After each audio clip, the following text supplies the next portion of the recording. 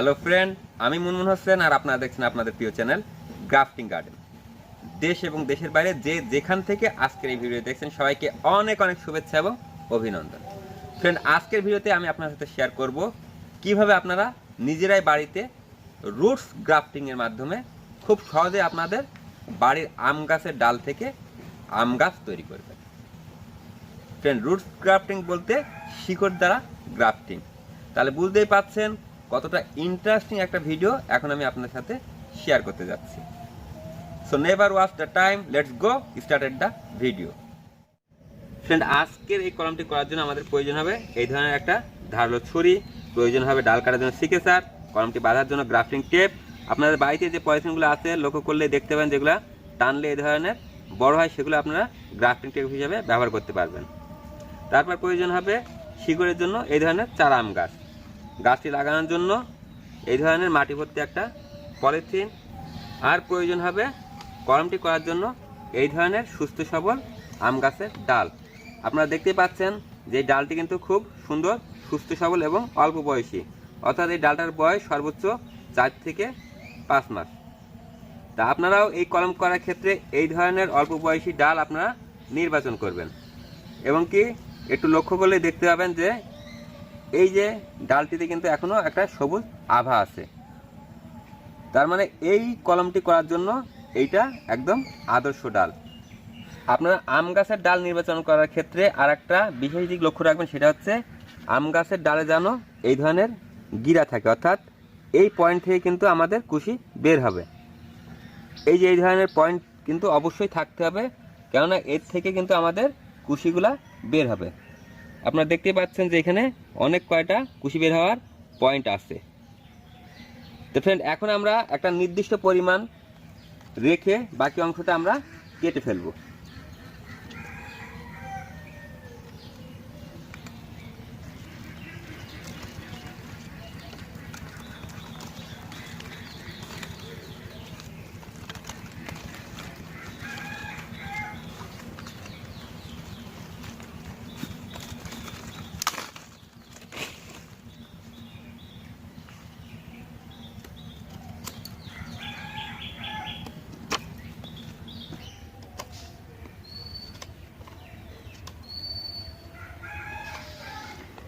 Friend, আপনারা দেখতে পাচ্ছেন যে আমাদের ডালটি কলম করার জন্য সম্পূর্ণ রেডি।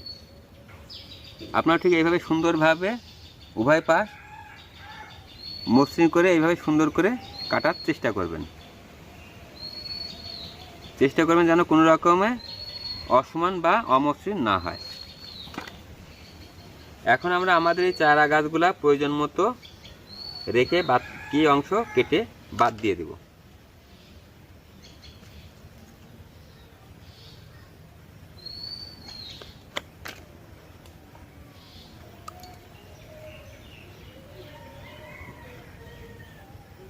এখন আমরা আমাদের এই চারা গাছের গোড়াটা আমাদের কলমে লাগানোর জন্য প্রস্তুত করব। আপনারা এইভাবে সুন্দরভাবে কাটার চেষ্টা করবেন।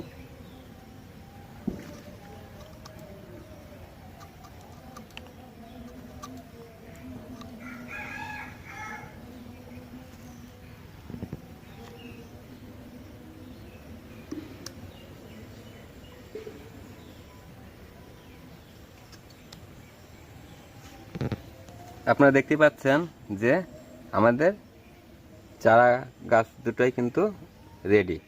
তো ফ্রেন্ড, এখন আমরা আমাদের এই আম গাছের ডালটিতে এখন আমরা আমাদের চারা গাছ দুইটা লাগিয়ে দেব। আপনারা এখানে লক্ষ্য করলে আপনারা দেখতে পাচ্ছেন যে এটা কাঠের অংশ এবং একটা ছালের অংশ। আমরা কিন্তু এই চারা গাছ দুটি লাগানোর জন্য অবশ্যই ছালের অংশ একটা নির্দিষ্ট পরিমাণ এভাবে সুন্দর করে চিরে দেব।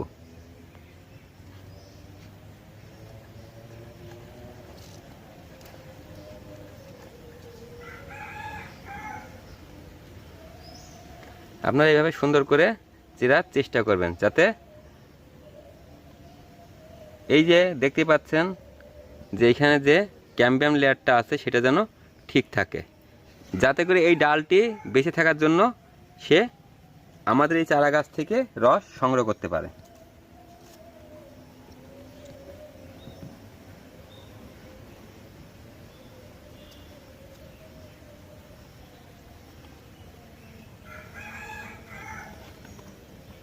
আপনারা দেখতে পাচ্ছেন যে আমাদের চিরা কাজটা হয়ে গিয়েছে।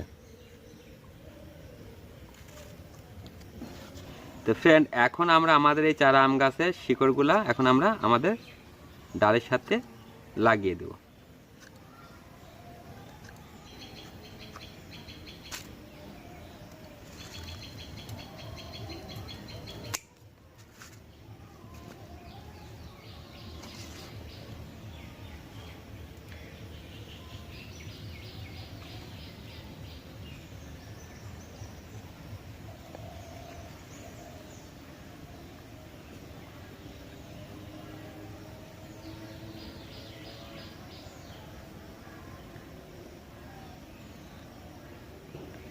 আপনারা কিন্তু এইভাবে সুন্দরভাবে এক পাশে মিল করে লাগানোর চেষ্টা করবেন।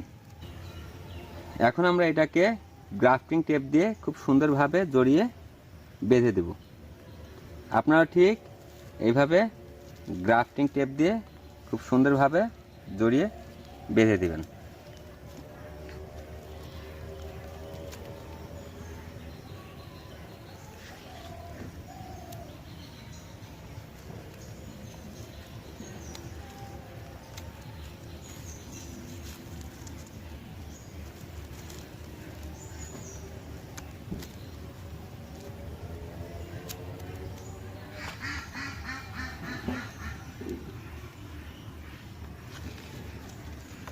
ফ্রেন্ড, আপনারা দেখতে পাচ্ছেন যে আমাদের গ্রাফটিং টেপ দিয়ে বাঁধার কাজটা শেষ।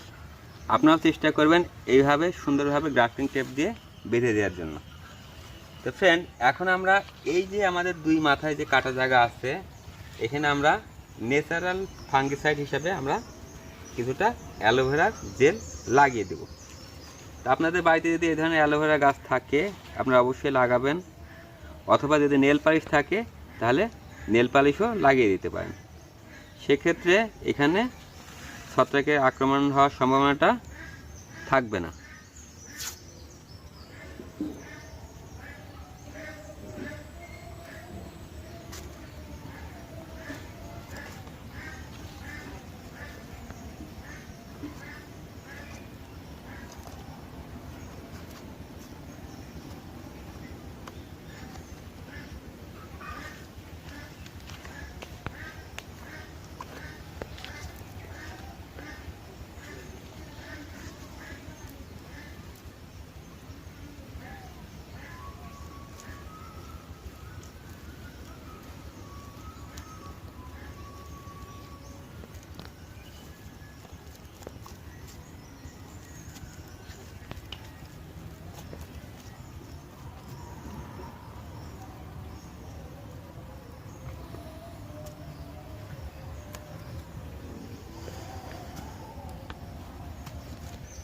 আপনারা দেখতে পাচ্ছেন যে আমাদের ডালটিতে কিন্তু আমরা খুব সুন্দরভাবে আমাদের শিকড়গুলোকে সেট করেছি। এখন আমরা এই অপ্রয়োজনীয় পাতাগুলোকে আমরা কেটে দেব।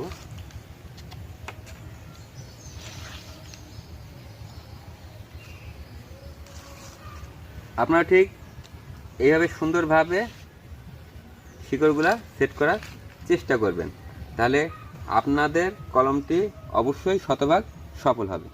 এখন আমরা আমাদের এই আম গাছের ডালটি আমরা এখন এই প্যাকেটটিতে লাগিয়ে দেব।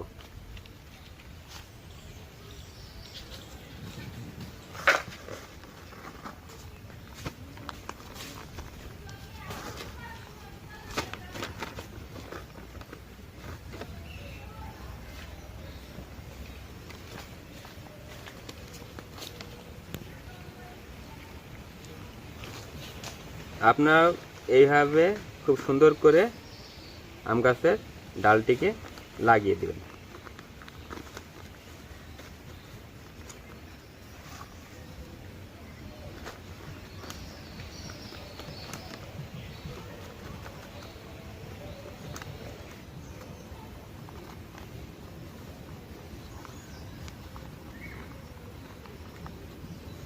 ফ্রেন্ড, আপনারা দেখতে পাচ্ছেন যে আমাদের আম গাছের ডালটি লাগানোর কাজ শেষ। এখন আমরা এর পাশে একটা সুন্দর করে কাঠি পুঁতে দেব, যাতে করে আমাদের ডালটি ভালোভাবে দাঁড়িয়ে থাকতে পারে। আপনারা এইভাবে সুন্দরভাবে পাশে যে কোনো একটা ডাল বা কাঠি পুঁতে এইভাবে সুন্দর করে বেঁধে দেবেন।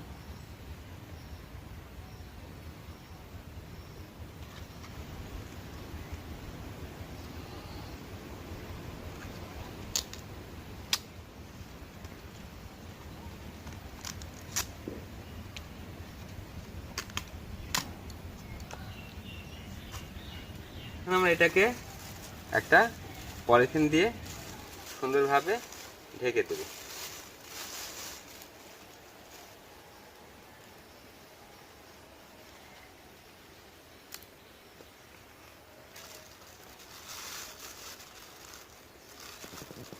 আপনারা এইভাবে সুন্দরভাবে পলিথিন দিয়ে ঢেকে দিবেন, তাহলে এর ভিতরে আর্দ্রতাটা ভালো থাকবে এবং খুব দ্রুত কুশি বের হবে।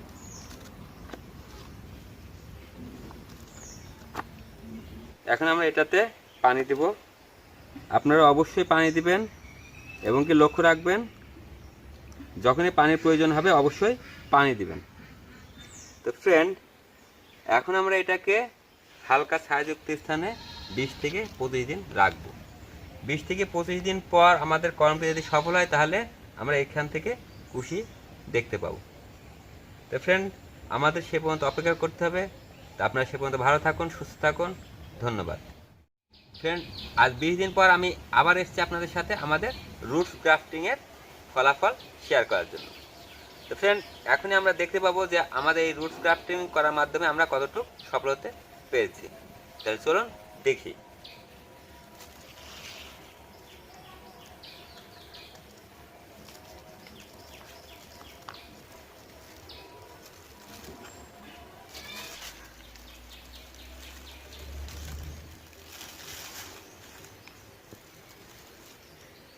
ফ্রেন্ড, আপনারা দেখতে পাচ্ছেন যে আমাদের এই গাছ থেকে কিন্তু অলরেডি কুশি বের হয়েছে। তা এই ধরনের কুশি বের হওয়ার পরপরই কিন্তু আপনারা অবশ্যই আপনাদের পলিথিনটা সরিয়ে দেবেন, তা না হলে এখানে কিন্তু ছত্রাকের আক্রমণে আপনাদের এই কুশিগুলা মারা যেতে পারে। তো ফ্রেন্ড, এখন আমাদের যে কাজটি করতে হবে সেটা হচ্ছে এইটাকে আমাদের এখনও 1 মাস মতো নিবিড় পরিচর্যায় হালকা ছায়াযুক্ত স্থানে রাখতে হবে। এবং যে কাজটি আমাদের এখানে করতে হবে আরও অধিক সফল হওয়ার জন্য সেটা হচ্ছে আমাদের এইখানে 8 থেকে 10 দানা রাসায়নিক ইউরিয়া সার অবশ্যই ব্যবহার করতে হবে। তাহলে এই গাছটা থেকে পর্যাপ্ত শিকড় গজাবে এবং গাছ খুব দ্রুত এর থেকে খাদ্য সংগ্রহ করতে পারবে, যার ফলে আমরা আমাদের কাঙ্ক্ষিত আম গাছ খুব দ্রুত এর থেকে পেয়ে যাব এবং খুব অল্প সময়ে আমরা এর থেকেই কিন্তু আমাদের কাঙ্ক্ষিত ফল সংগ্রহ করতে পারি। ফ্রেন্ড, আপনারাও যদি আপনাদের আম গাছের ডালে এই ধরনের সঠিকভাবে রুটস গ্রাফটিং করতে পারেন তাহলে আশা করি আপনারাও সফল হবেন। তাহলে ফ্রেন্ড, এই ছিল আজকের ভিডিওতে। ভিডিওটি ভালো লেগে থাকলে অবশ্যই লাইক করবেন, বন্ধুর সাথে শেয়ার করবেন, আর আপনাদের মতামত কোনো কিছু জানতে হলে অবশ্যই কমেন্ট করবেন। আর যারা আমার চ্যানেলটা এখনো সাবস্ক্রাইব করেননি অবশ্যই সাবস্ক্রাইব করবেন। আবার দেখা হবে পরবর্তী ভিডিওতে। সে পর্যন্ত ভালো থাকুন, সুস্থ থাকুন। ধন্যবাদ।